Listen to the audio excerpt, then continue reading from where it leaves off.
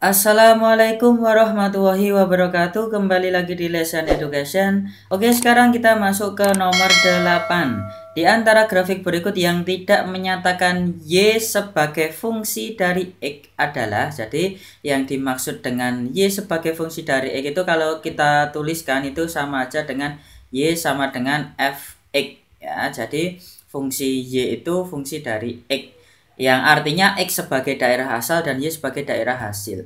Nah, untuk menyelesaikan soal seperti ini, kita coba ke catatan penting dulu ya. Jadi catatannya, kita ingat bahwa fungsi itu adalah aturan yang memetakan setiap unsur di himpunan daerah asal X pada daerah hasilnya atau Y. Ya, jadi kalau kita menggunakan koordinat ya, jadi sumbu X, Y itu yang dimaksud fungsi itu gambarnya terserah ya, gambarnya mau bergelombang terserah. Yang penting setiap menemukan X pasti ada satu Y-nya.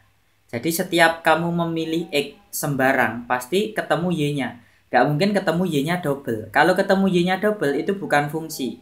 Misal saya pilih X-nya di sini, X-nya. Coba kita tarik ke grafiknya. Nah, pasti kamu menemukan satu titik Y di sini.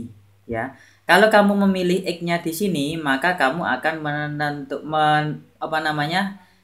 mendapatkan Y-nya di sini. Misalkan, ya. Jadi setiap kamu memilih nilai di X, pasti kamu hanya mendapatkan satu jawaban di Y, ya. Sekarang kita cek coba pilihan gandanya.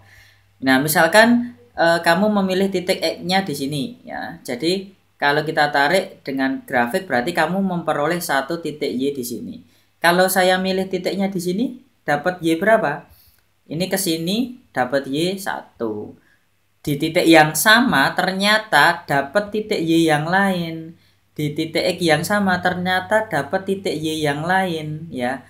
Maka ini dinamakan bukan fungsi. Paham?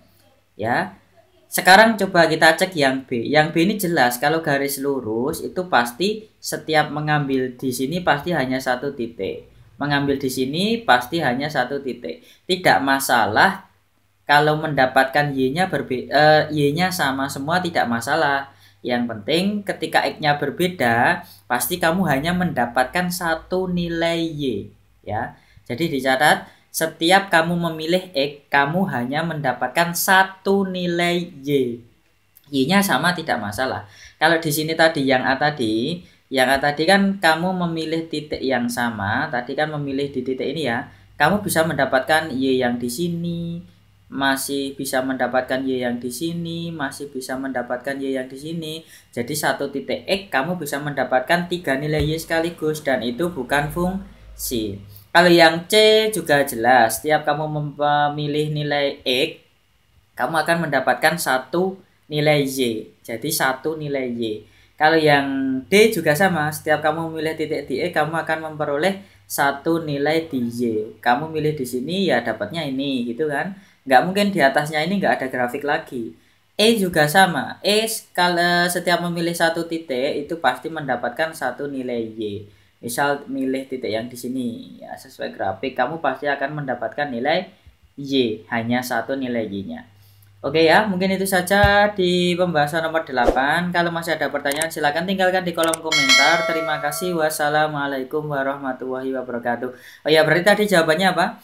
Yang tidak ya, yang tidak berarti jawaban yang paling tepat adalah yang A. Oke ya. Kita lanjutkan di video selanjutnya.